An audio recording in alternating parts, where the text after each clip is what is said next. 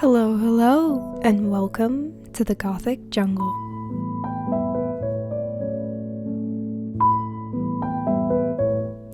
Light can be a difficult variable to face when growing your houseplants, especially because when you first get a plant, the tag always seems to say to give it bright indirect light, which can seem confusing. So let's talk about a few concepts to break it down. So today, I want to go over light perception, direction of windows, seasons, and supplementing light.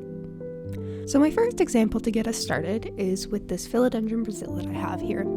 As you can see, I have some smaller leaves on the plant as well as bigger leaves, which is what the new one.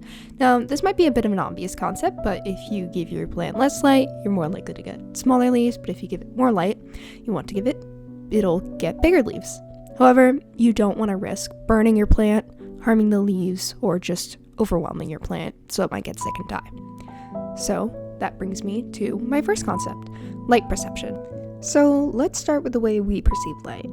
So when we enter our homes, our pupils dilate to let in more light so that we're able to see better in a darker environment. Therefore, our houseplants probably aren't getting as much light as we think they are, generally because houseplants are just plants taken from tropical, bright, sunny environments, and we just decided that we wanted them in our homes. So if our eyes are adjusting for the darkness so that we can see, but the plants aren't, how do we know what bright is in terms of the bright indirect light guideline? Well, there are a couple ways that we can do this. So here's some pictures that might be able to help you out with that. So this kind of brings me to my second and third kind of talking points here.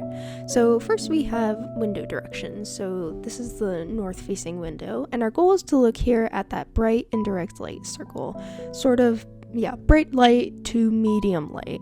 And as you can see from these wonderful illustrated pictures that I found, it kind of shows you how that light is coming from your windows and how you can use it to understand where your plants can get the best light from. Now, you also want to consider when doing like north, south, east, west facing windows, what time of year it is as well. This is especially true I live in the northeast part of the US, so I get 4 seasons.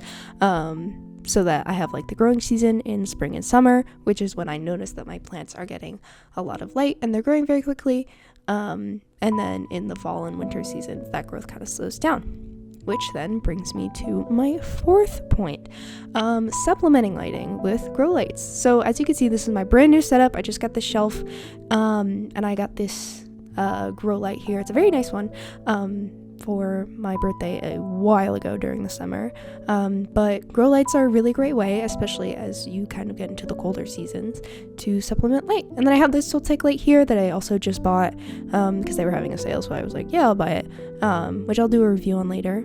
But grow lights are really, really an important part, I feel like, to see that consistent growth throughout the colder seasons. And then I also wanted to give you guys an example of what I like to do for some of my plants that seem very happy. As you can see, I have my Alocasia Tanderusa here giving me a new leaf.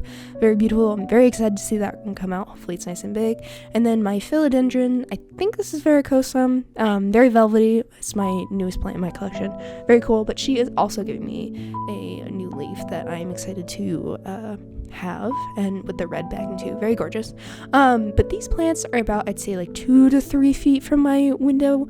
I forget what direction it is. I think it might be west facing, but there's also like a parking lot. I'm trying to show you the edge here without showing you like outside, because I feel like that's weird to show you outside my window. But I also do have an adjacent apartment building there, so I kind of have to adjust for that light as well. And that is it for you guys today. I hope that this was helpful in terms of getting you to find the right level of light for your plants. But ultimately, the most important thing to do is listen to your plant, understand your environment, and experiment with lightings just to see how fast your plant pushes out leaves and what pace you're happy with. All right, well, I hope you guys enjoyed, and that is it for today. Thanks for watching. Bye!